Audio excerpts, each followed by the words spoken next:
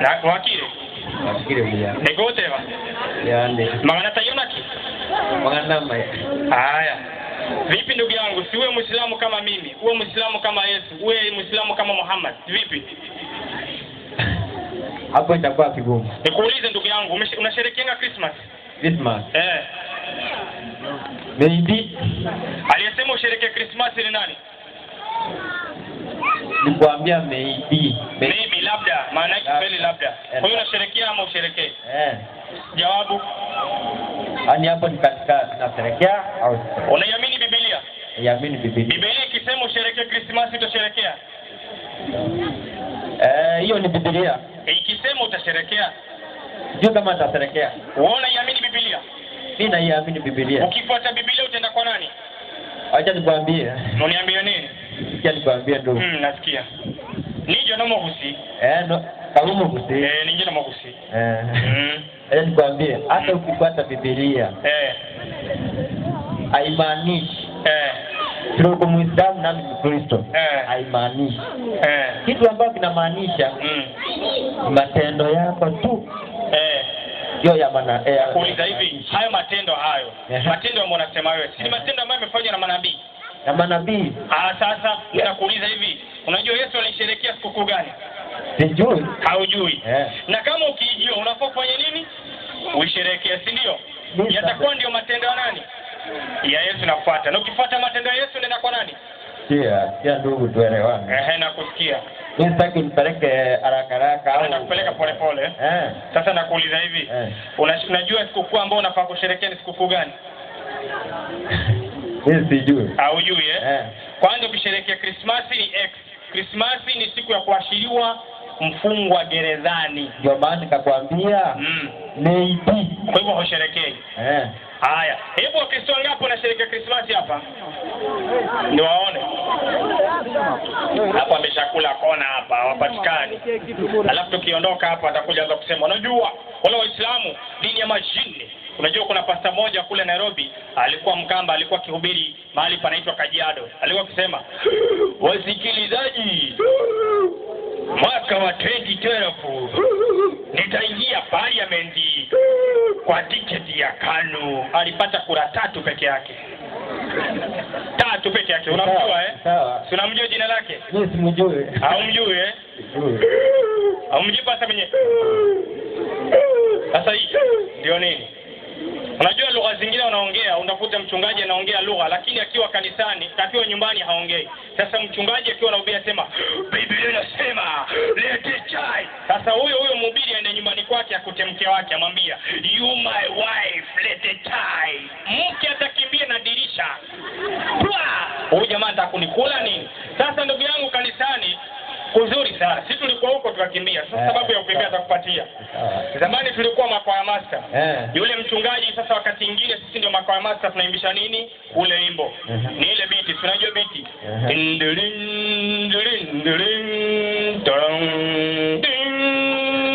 Sasa wakati huo yule mchungaji yule kwa sababu ni mjanja sana, anachukuanga wale watoto wa kike wale wenye kifua, tunawajua wale, anaweka laini ya mbele, wakina dada Jane, Penina, Hana ndio wako mbele. Kisha laini ya pili anatafuta wale vijana wale. Alafu laini ya 3 waliokosa soko kama wewe ndio anaweka laini ya 3 huko.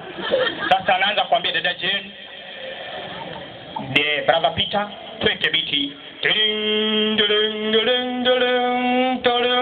Sasa huyo pasta nilikimbia kanisani kwa sababu niliona kuna kituko anakifanya, lakini kijanja mtu asigundue. Sasa huyo pasta kaza anafanya kina dada Jane. Sasa kuna kitu kimoja nilikinoti hapa nataka nikuonyeshe. Kwa sababu watu wa kike ndio wako hapa mbele, kuna ujanja anatumia kisaikolojia. Akija hapa anambia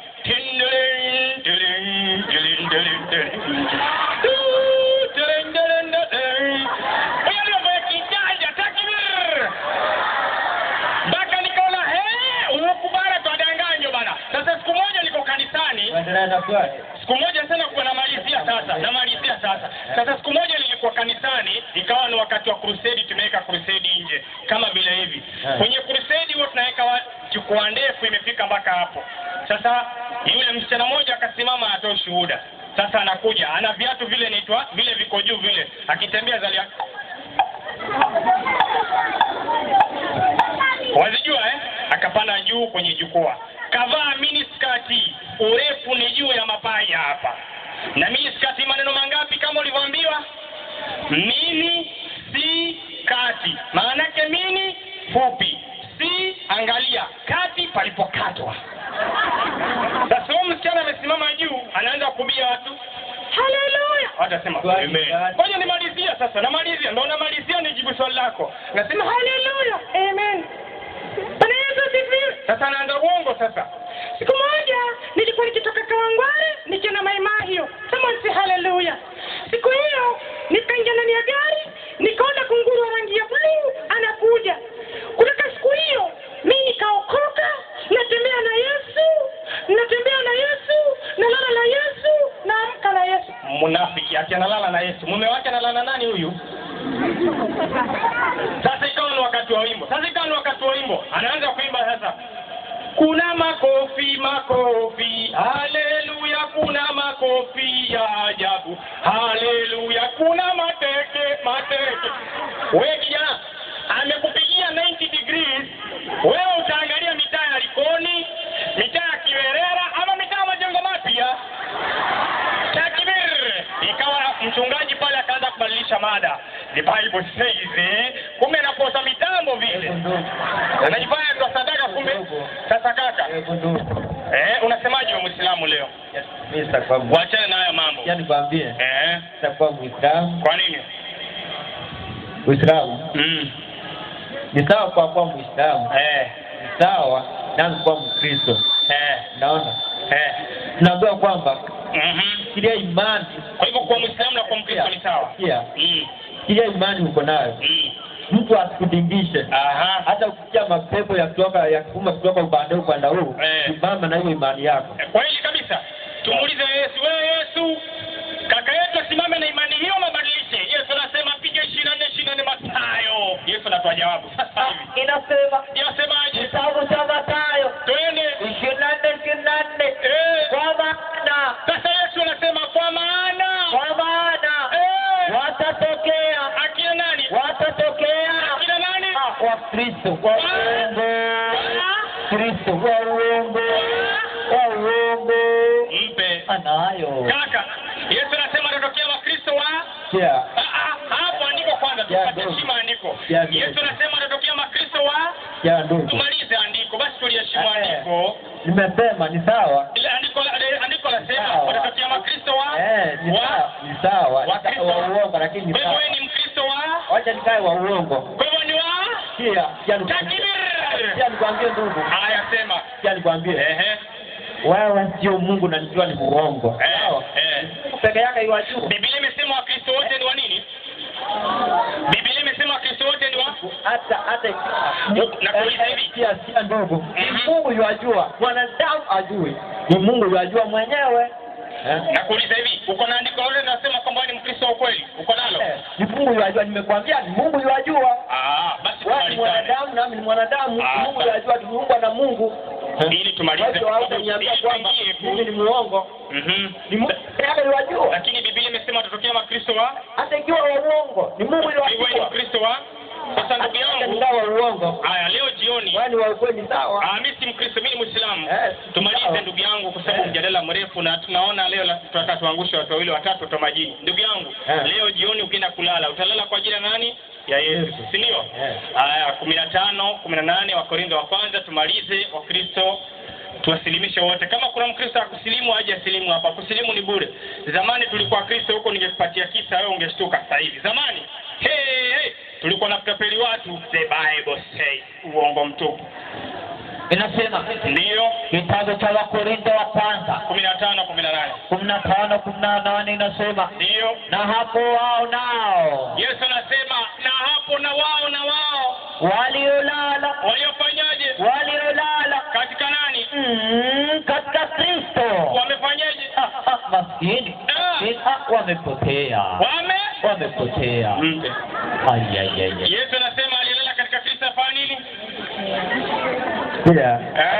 Sisi amefanyaje? Ni sawa. Kwa hivyo wewe umefanyaje? Acha nifuate. Sawa. Umefanyaje? Unasali sawa. Ingia takbir. Kuna substitute ameingia hapo, msaidie. Kaa chini hapo. Najua hata ukisakata boli sana, kocha anasema acha tufanye substitute. Huyu mchezaji huyu anacheza anja mbaya, tumpate mwingine. Asante. Vipi ndugu yangu? Poa. Asante sana. Mimi naitwa Ismail Kitao, ni Muislamu. Wewe unaitwa nani? Tedi. Tedi, dini yako? Mimi ni Mkristo. Basi usigonge maiki kwenye mbao kwa sababu asante sana. Ulikuwa unataka kumsaidia? Kumsaidiaje? Hebu rudia swali lako alafu nisaidie. Wewe ni Muislamu au Mkristo? Mimi ni Mkristo. Mkristo uongo ama kweli? Kweli. Una andiko lolote kama kuna Wakristo wa kweli duniani?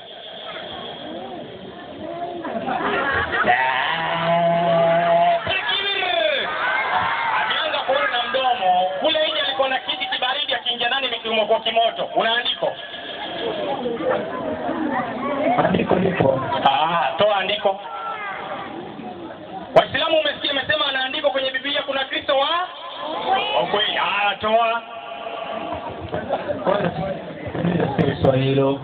Ile swali ndio nilimuuliza mimi. Tulikuwa hapo kwa dini. Tulikuwa hapo kwa Ukristo, kwa kuna Ukristo kweli ama uongo. Sasa nakuuliza. Kwa hivyo tena mko wawili, yani ni 2 in 1 Iteni mwingine muongezeke mwe 3 na mimi nitakuwa 1. Vile tu. Kaka nakuuliza. Teke. Nakuuliza swali kwanza. Uko na andiko lolote linasema kwamba kuna Wakristo wa kweli duniani? Relax boss. Nimerelax. Unajua sio vizuri kueleza umati huu, yani kujaribu kuchanganya. Rudia ile swali ndio nilimuuliza, mimi nitakujibu. Nimemuuliza hivi. Hakuna andiko lolote linalosema kwamba kuna Wakristo wa kweli duniani? Tuliuliza, tulia, tulikuwa hapo. Hebu ngoja nijaribu. Kama sitakosea, unaweza kwa nini wanasherehekea Christmas? Swali kama hili. Sasa huko ni nyuma, wewe turudisha nyuma. Tulikuwa kwa Christmas, tumetoka huko zamani. Hapa ndio shindo ndo nilipata kazi. Kwa hivyo unataka kujibu mambo ya Christmas. Haya, sema wewe sasa. Hata nilikuwa nasema kwa sababu tunasherehekea Christmas kwa sababu tunasherehekea siku ambayo Yesu mwenyewe alikuwa ile meza yenyewe aliandaa, yani dakika mwisho, wakati ambapo alijua yuko karibu kufa, yani ambapo venye ilipangwa na Mungu mwenyewe. Nikuuliza, uko sawa kabisa? Niko sawa. Unajua tofauti ya the last supper na kuzaliwa na Christmas? Unajua tofauti ya vitu viwili? Unajua maana ya last supper na unajua maana ya Christmas ni nini? Unaona amechanganyikiwa. Kumbe alikuwa anafikiri last supper. Unaona na mdomo tena sasa. Kaka sikiliza nikwambie. Christmas ni kuzaliwa kwa Yesu. Na nyinyi mnasherehekea mwezi wa 12 tarehe 25. Na kuuliza hivi, uko na andiko lolote kwenye Biblia linalosema Yesu alizaliwa Krismasi tarehe 25? Uko na andiko hilo?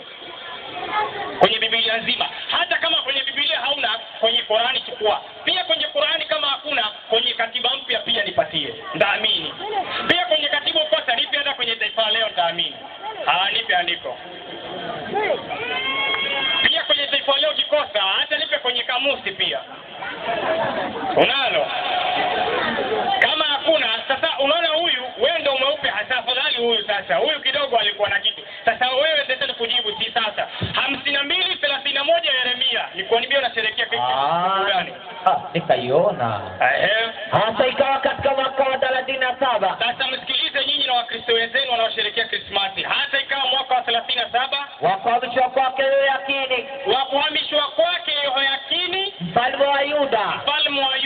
Katika mwezi wa 12. Katika mwezi wa 12 Disemba. Katika mwezi wa 12. Mnaita Disemba siku 25 ya mwezi. Tarehe 25 ndio mnaita Christmas. Nini ilifanyika? Evil-Merodaki, mfalme wa Babeli. Katika mwaka wa kwanza kumili kwake. Ndio. Akamuinua kichwa cha Yehoyakini mfalme wa Yuda. Akafanyaje? Akamtoa. Akamtoa wapi? Akamtoa. Wapi? Akamtoa. Mpe nayo. Kwa hivyo nyinyi mnasherehekea kuachiliwa kwa nani?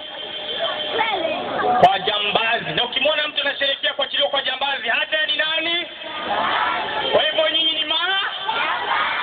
Biblia inasema. Unasemaje kaka? Sasa wacha nikupatie sikukuu ambayo unaposherehekea wewe kwenye Biblia yako.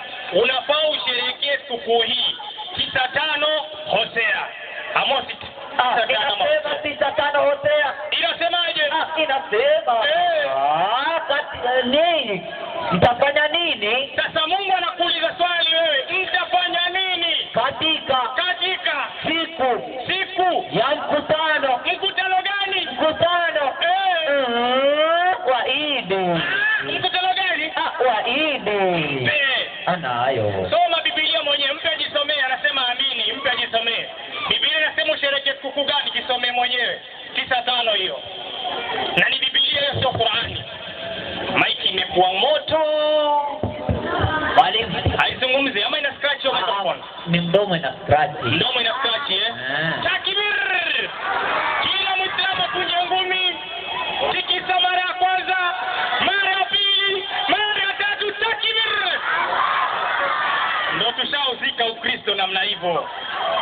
Kasisi wao, pasta wao jana anajiita pasta waziri, alikuja hapa akasema na mbwembwe, nitakuja na andiko kwamba Ukristo dini ya haki. Leo hakufika na hatofika. Kwa sababu anajua Ukristo ni dini ya uongo. Alileta ni jamaa moja inaitwa Paulo. Dini ya kwanza duniani ni dini ya Uislamu, na andiko lipo, dini ya kwanza dini ya Uislamu. Tena kwenye Biblia yako, ukitaka nikutolee sema tu nikutolee. Yesu anasema watu wa Waislamu, andiko kutoka kwa Biblia ukitaka tukupatie sasa hivi. Tena sio kesho, uko tayari nikupatie? Ndugu, ni sawa. Nikupe? Sikia nikwambie. Ni sawa. Sawa kwamba dini ya ukweli wa Waislamu. Tunaambiwa kwamba na nani? Dini hakuna mali itakupeleka ndugu. Hayo ni maneno ya uongo. Nani anasema hayo maneno? Tupatie hayo maneno kwenye Biblia. Kulia. Nipe hayo maneno kwenye Biblia. Sikia ndugu nikwambie. Kaa wewe Muislamu nami niwe Mkristo, hapo ni sawa, lakini matendo yako yatatiridhisha. Kaka, kiza usidanganye. Hakuna mahali kwenye Biblia panasema, ngoja basi niongee. Hakuna mahali kwenye Biblia panasema dini haitakupeleka mahali na dini si chochote. Ila hayo ni maneno ya akili, na Biblia inasema katika Methali 3:5 somo. Nami nataka anisomee kwanza alafu akusomee. Akusomea andiko gani? Somee. Galatians. Wagalatia ngapi? 5:19. Soma tena, andiko nzuri sana hilo. Nilikuwa nataka kulisoma lakini maadamu umelisoma kwanza soma. 5:19. 5:19 Wagalatia. Alafu kabla tusome, hebu Waislamu wangapi tuko hapa? Waislamu wangapi wako hapa? Mashaallah. Wangapi wanasema tuendelee? Wangapi wanasema tuendelee? Tuweke chini. Wangapi wanasema tuache leo iwe mwisho? Wangapi wanasema leo mwisho? Ndugu zangu Waislamu, kabla hatujaingia katika masuala mengine, leo ndugu zangu Waislamu, nilikuwa nataka tufanye mchango kidogo hapa, tupate angalau shilingi 5,000. Nataka nipate Waislamu hapa tuchange angalau tupate shilingi 5,000 ziweze kusaidia haya mambo, kwa sababu hapa kuna walimu, kuna yule mwingine, na sote hapa kwa ujumla tunataka tupate pesa ya kuweza kueneza Uislamu, kwa sababu tukitoka hapa tuna safari ya kwenda mpaka Lodwar, na kutoka hapa Mombasa mpaka Nairobi kilomita 500. Kutoka Nairobi mpaka Lodwar ni kama kilomita 600 hivi. Kama 1,000 hiyo tunatembea, kilomita 1,000 tutatembea. Tutatufikishia watu wa Lodwar. Nilifika huko miaka 5 imeisha. Nikaingia sehemu inaitwa Kapenguria, nikaingia Ortum, nikaingia Kainuk, nikaenda mpaka mwisho Lake Turkana kule. Ilikuwa zamani sana. Sasa nataka turudi kule. Wanaokaa kule ni Waturkana na Wapokot, wanapigana kila siku kwa sababu ya mashamba. Ndugu zangu Waislamu, ningeomba tupate kitu kidogo kwa ajili ya Allah. Tupate Waislamu 30. Waislamu 30 peke yake waliojaliwa na Allah imani. Kutoa sio utajiri. Kuna matajiri wengi lakini hawatoi. Mungu hataki pesa zao kwa sababu nyingi ni za riba, zingine wamepata kwa haramu, ndio maana Allah hataki. Na ndio maana Allah akatusababisha sisi tuwe maskini, kwa sababu lao mimi Ismail Gitao hapa ningekuwa tajiri, ningekuwa na macontainer, singekuja kwenye muhadhara. Ningekuwa napiga hesabu sasa hivi container 20 zimeingia, nitalipa 5 kwa KRA, 2 nitaficha mfukoni, hizi zitaenda kwenye benki, ningekuwa nakaa na kalamu kila siku. Lakini kwa sababu Allah amejalia umaskini ndio naweza kufanya kazi ya Allah. Wangapi wanasema kwa tayari kwenda peponi? Wangapi? Tuweke mkono chini. Waislamu sote tuliinua mkono. Naomba tupate Waislamu 30 ama Waislamu 20 peke yake. Watupatie shilingi 100 peke yake. 1,000 tupatie, 500 tupatie. Tunataka shilingi 100 peke yake. Takbiri. Sitaki 1,000, nataka 100 peke yake leo. Takbiri. Wa kwanza yuko Muislamu wa pili. atupatie shilingi 100 kwa ajili ya Allah. Muislamu wa pili atupatie shilingi 100 kwa ajili ya Allah. Muislamu wa pili shilingi 100 kwa ajili ya Allah. Takbiri. Takbiri. Wa pili amepatikana. Hebu nipate Muislamu wa tatu mwenye shilingi 100 yake. Muislamu wa tatu kwa ajili ya Allah. Shilingi 100 yake.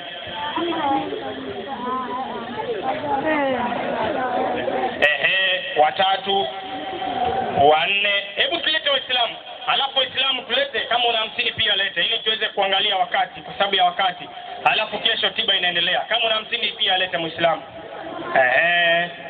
Waislamu tulete kwa ajili ya Allah na tuzifiche kwa ajili ya Wameru kwa sababu Waislamu wanapenda kuchonga gati sana. Wanachonga mpaka kina mama wanalamika. Tupunguze kuchonga. Waislamu anachonga usiku kucha, mke wake bana pale nyumbani hana mtu kumhudumia. Kwa sababu jamaa akija nyumbani kwanza ananuka sigara mdomoni, tafikiri ni exhaust ya trailer ile. Alafu meno yamekuwa brown kabisa kwa sababu apigi hata mswaki. Alafu huku ndo hakuoga, viatu ndo vilekaa wiki mzima mguuni. Akija nyumbani pale anakuta mke ashapika chakula, kimekuwa baridi, kimewekwa vile vile. 50 mami. Au zote. Tunataka chenja atasema inshallah tamu. Kwa hivyo tuchunge, tusile miraa sana ndugu zangu Waislamu. Ndoa hizi zaboromoka kwa sababu ya watu kuchonga miraa sana. Tunaka kibarazani, mke wake anakaa tu pale kwenye nyumba. Sio vizuri. Hapo kuna tatizo hapo. Sikalia hapo. Shoti. Hebu Islam tulete 1, 2, 3, 4, 5, 6, 7, 8. Hebu Islam kwa sababu ya wakati. Nani kwanza atakusilimu hapa nione? Nani atakusilimu? Nani atakusilimu? Huyo hebu Islam leteni wenye 20, wenye 10, wenye dala, hebu tuleteni hapa. Tulete hapa kwa ajili ya Allah.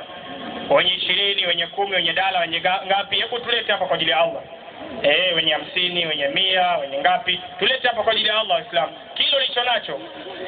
Mashaallah. Kile ulicho nacho. Kile ulicho nacho ndugu yangu Muislamu. Tuweke hapo shika zote basi. Mashaallah. Muislamu mwenye 10 yake, mwenye 20 yake, hebu Muislamu uleta hapa. Na Allah atakulipa. Tutoe kwa ajili ya Allah. Kila Muislamu atoe sadaka yake. Kila Muislamu atoe sadaka yake. Barakallahu. Na kama Muislamu umetoa, utulie papo hapo tuweze kumaliza na dua. Tuombee Waislamu wote waliotoa. Alafu leo unaona shughuli ya kutoa majini, itabidi leo tusifanye hapa, tuifanye kesho siku ya mwisho. Semeni inshallah. Tuseme inshallah kwa sababu ya wakati na kufikisha ujumbe pia ni muhimu. Hebu Waislamu tuchangeni. Kisha Waislamu kesho saa 7 kamili itakuwa hapa.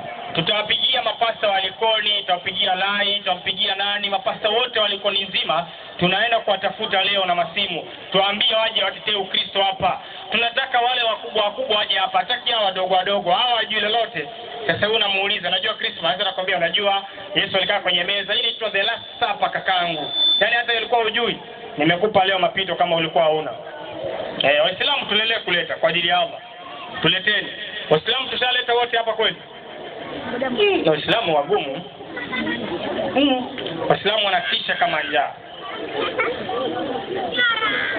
Alafu nakumbushwa kwamba kesho kutapigwa kisomo cha Qur'ani hapa kwa ajili ya kuondoa husda, nuksi na kuondoa hasadi yote ya wanadamu na midomo ya wanadamu. Kwa sababu kuna mtu akinwa TV watu wanaanza kuzungumza. Kuna mtu ni mrembo watu wanaanza kuzungumza, sura inaanza kupata vitu kwenye vitu, sura yake inaanza kupata vitu kwa sababu ya midomo ya watu. Kuna mwingine akona mtoto mzuri, mashaallah shuleni ashika namba 1, midomo ya watu inasababisha mpaka mtoto anaanza kuanguka, anakuwa ashiki kitu shuleni. Hiyo ni midomo ya watu na macho ya watu. Kwa hiyo kisomo cha kesho kitakuwa ni cha kazi. Na kisomo ni bure. Watu nakaa hapa tunapata kisomo cha jamaa. Na kutakuwa na dua kwa sababu kesho ndio siku ya mwisho ya kuombea kila Muislamu. Mwenyezi Mungu amuongoze, amsamee madhambi yake, amjalie ingie peponi, ajalie kila Muislamu mwenye umaskini, Allah amjalie at least apate utajiri hata kama ni kidogo tu. Kisha Uislamu tuomba kila siku. Semeni amin. Semeni tena amin. Inshallah Sheikh Jamal Dr. Jamal, profesa, anaitwa Profesa Jamal inshallah aje aombe dua. Kama hujatoa Muislamu basi na kuomba utoe sadaka, alafu nyinyi wawili hapo. Kaka, nataka usilimu wewe. Huyu. Kwanza hebu mpe mic. Wewe kaka unatoka wapi katika hii Kenya? Mimi ni mkazi wa Malindi. Mkazi wa Malindi. Wewe ni Mgiriama Mgiriama. Asante sana. Ni vile unajua Kigiriama huyo. Ongea na ingia naye Kigiriama huyo. Nizungumze. Asalamu alaykum wa rahmatullahi wa barakatuh. Msomo. Vipi? Poa. Alizo. Mbizo. Mambo ntototo. Mambo ni fresh. Mambo mbizo. Mambo mbizo. Safi. Arako mambo akura Malindi. Ni ya Islamu webu ni ya Kristo. Ni ya Yesu. Ni ya Yesu. Ni ya Yesu. Hata wewe pia ni wa Yesu. Hata mimi pia ni wa Yesu. Sawa kabisa. Utakuwa tu Muislamu. Sema inshallah. Sema inshallah. Sema basi. Sema inshallah. Takbira. Ewe Muislamu kunja ngumi. Tingisha mkono. Kama mara ya kwanza, mara ya pili, mara ya tatu. Takbira. Ndugu yetu inshallah utakuwa Muislamu Mungu akipenda. Semeni inshallah. Sasa ndugu yangu hapo ulipo nyanyua tu mikono uweke hivi kwa staili hivi, tunaomba dua pamoja, uende ikawa dua tukitikia Mungu atakuleta karibu inshallah. Weka mikono yako namna hii. Ndugu zetu tumevaa green na red. Weka mikono namna hii. Sio leo. Ni mikono tu. Na tukiomba useme amin. Sio leo. Haya. Mungu atakuleta tu. Wajua yule anayekataa si leo yuko karibu. Yule anasema nitaingia, yule yuko mbali sana ingi leo. Yule anayekataa ndio yuko karibu mno kuingia katika Uislamu. Kwa inshallah Mungu atulete pamoja. ربنا تقبل منا إنك أنت السميع العليم وتب علينا يا مولانا إنك أنت التواب الرحيم. اللهم أرنا الحق حقا وارزقنا اتباعه وأرنا الباطل باطلا وارزقنا اجتنابه. ربنا اغفر لنا ولإخواننا الذين سبقونا بالإيمان ولا تجعل في قلوبنا غلا للذين آمنوا ربنا إنك رؤوف رحيم. اللهم اجعلنا وياهم في كنفك وأمانك وعياذك وجوارك من كل شيطان مريض وجين مريض وجبار عنيد وذي عين وذي حسد وذي السحر وذي الشرك وذي باغي وذي شر كل ذي شر إنك على كل شيء قدير. اللهم جملنا بالعافية والسلامة. اللهم جملنا بالعافية والسلامة. اللهم جملنا بالعافية والسلامة وحققنا بالتقوى والاستقامة وأعذنا من موجبات الندامة إنك سميع الدعاء في الحال والمال يا رب العالمين. اللهم أجل بفرجك علينا وعلى كافة المسلمين برحمتك يا الراحمين. فرج على المسلمين، فرج على المسلمين، فرج على المسلمين. اللهم لولا أنت ما اهتدينا ولا تصدقنا ولا صلينا فأنزل سكينة علينا وثبت الأقدام لكينا. نحن أولى جاك مسلمين. ربنا نسألك صلاة مقبولة ونسألك حجا مبرورا ونسألك علما نافعا ورزقا واسعا وسعيا مشكورا وذنبا مغفورا يا رب العالمين. إن كان رزقا في السماء فأنزلها، إن كان رزقا في الأرض فأخرجها، إن كان رزقا بعيدا فقربها، إن كان رزقا قليلا فكثرها، إن كان رزقا كثيرا فبارك لها يا رب العالمين برحمتك يا الراحمين. فرج على المسلمين وصل اللهم على خير خلق سيدنا محمد وعلى آله وصحبه وسلم بفضل سبحان ربك رب العزة عما يصفون وسلام على المرسلين وآخر دعوانا والحمد لله رب العالمين. وجزاكم الله الخير وزودكم الله رزقا والتقوى وجنات ونعيما وملكا كبيرا.